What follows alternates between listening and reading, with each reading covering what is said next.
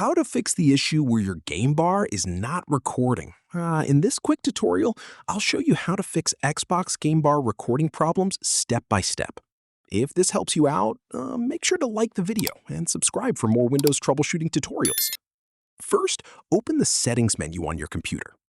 Now click on Gaming from the left-hand side. Click on Game Bar and make sure Game Bar is turned on and enabled.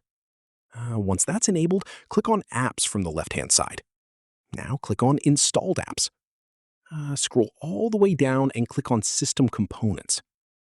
From here, locate Game Bar and click on the three horizontal dots next to it. Now select Advanced Options. Scroll down to the Reset section and click on Repair.